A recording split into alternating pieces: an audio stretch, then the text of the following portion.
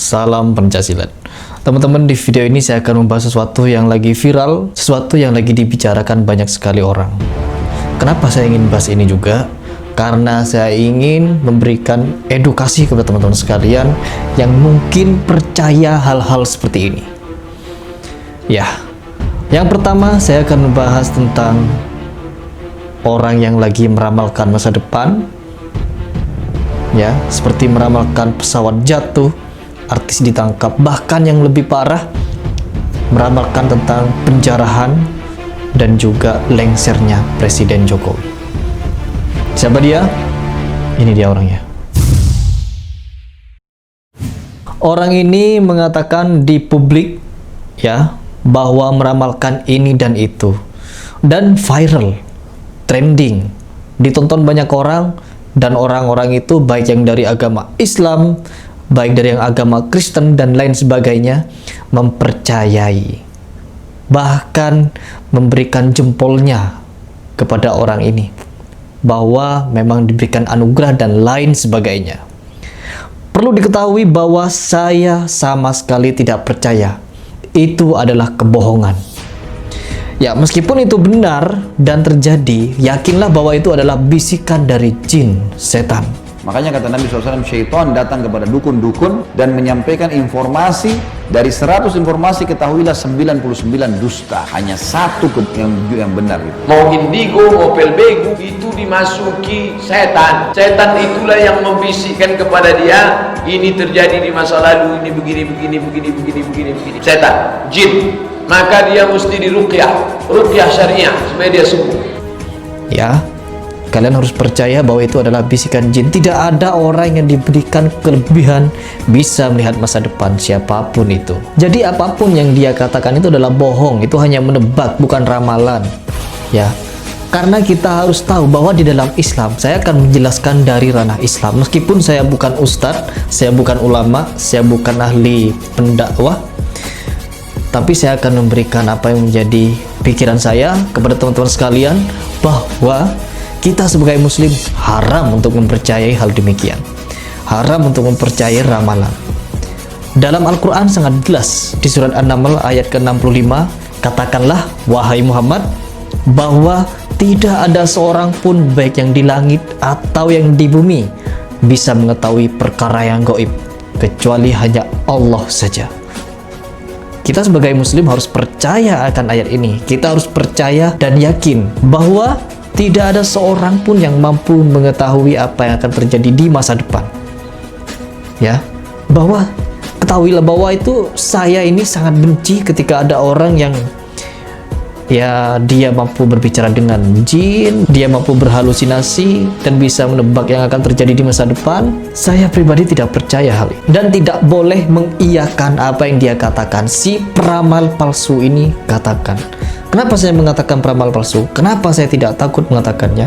Karena saya beriman kepada Al-Quran, bahwa dalam Al-Quran dijelaskan tidak ada seorang pun baik yang di bumi dan di langit. Siapa itu? Baik malaikat, jin, dan juga manusia. Meskipun kita tahu bahwa jin itu suka mencuri rahasia, suka mencuri sesuatu yang gaib, dan terkadang saat jin ini ingin menyesatkan manusia, dia mampu membisikkan sesuatu kepada orang-orang yang mungkin dianggapnya bisa dijerumuskan ke lembah kesyirikan, kemusyrikan. Apa itu? Yaitu mereka-reka apa yang akan terjadi dan apa yang terjadi di tempat yang lain. Itu pernah saya jelaskan di video kemarin ketika saya membahas masalah Roy Kiyoshi.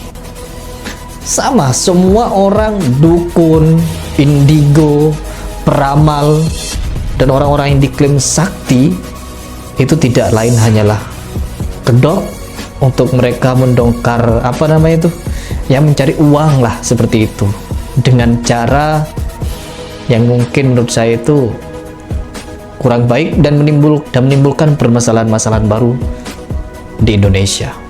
Bukan cuma di Indonesia, bahkan dimanapun itu. Dan terkait dengan masalah ramalan ini, dukun ini, indigo ini yang mampu memprediksi masa depan, mampu melihat masa lalu orang dan lain sebagainya, kejadian yang gaib, itu sama sekali tidak dibenarkan.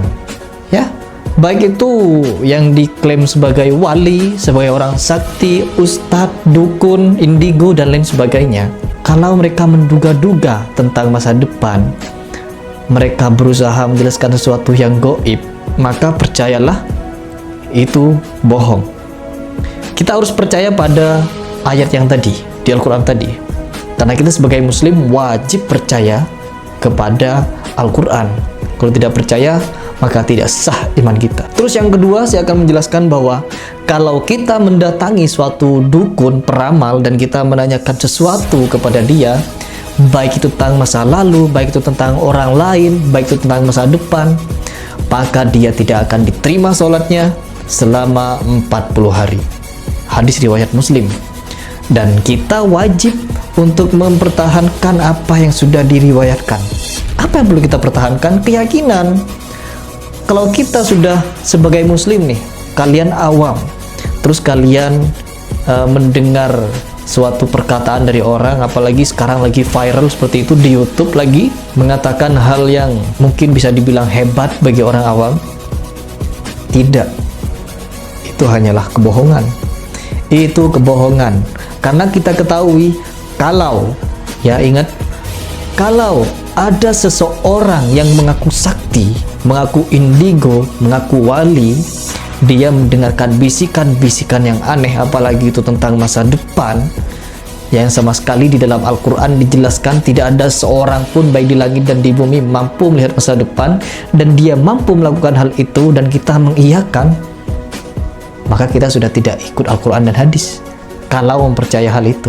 Apalagi lebih parah kalau kita mempercayai apa yang dia katakan itu berasal dari Tuhan Yang Maha Esa. Lebih parah lagi. Ya, kenapa saya ingin membuat video ini? Karena ini merupakan permasalahan yang sedang terjadi, dan saya sebagai muslim, saya bukan ustadz, tapi sebagai muslim yang berusaha ingin mengajak saudara-saudara sekalian, teman-teman sekalian, untuk mengetahui seperti apa itu hukum Islam. Seperti apa itu hukum Islam kalau kita mempercayai suatu ramalan. Haram. Hukumnya haram. Nabi saja mengatakan orang yang percaya ramalan tidak akan diterima sholatnya selama 40 hari. 40 hari. Bagaimana mungkin seorang yang bisa diklaim sakti, indigo, dan disebut wali, mampu melihat masa depan, dan datangnya dari Allah, sedangkan Nabi Muhammad saja mengatakan bahwa sholatnya tidak akan diterima kalau mempercayainya? Pikir sendiri. Oke, setelah saya membicarakan ini, apakah saya akan mendebat atau saya ingin menyalahkan mereka? Kalau mendebat, saya tidak akan bisa. Kalau mendebat, saya tidak akan mau berdebat. Karena apa? Yang saya bisa lakukan adalah menyalahkan dan tidak membenarkan apa yang dia katakan, si peramal katakan. Jangan percaya hal demikian. Saya pribadi ingin mengajak teman-teman sekalian untuk berpikir logis, untuk berpikir sesuatu yang lebih bermanfaat lah. Apalagi kita sebagai muslim. Muslim itu cenderung terpecah belah pemahamannya. Karena apa? Kalau keyakinan masih tetap kepada Al-Quran dan Al-Hadis. Tapi pemahaman ini yang terkadang banyak sekali menimbulkan perpecahan.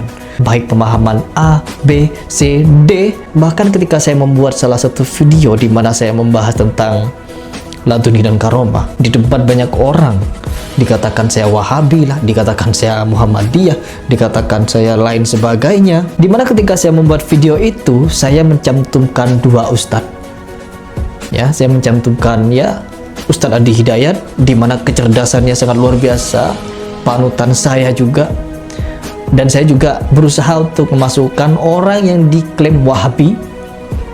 Agar apa? Orang yang percaya kepada Ustadz Adi Hidayat, orang yang juga percaya kepada Ustadz Jawas seperti itu, Ustadz-Ustadz Salaf yang dinilai Wahabi, saya ingin menyatukan ini, ya.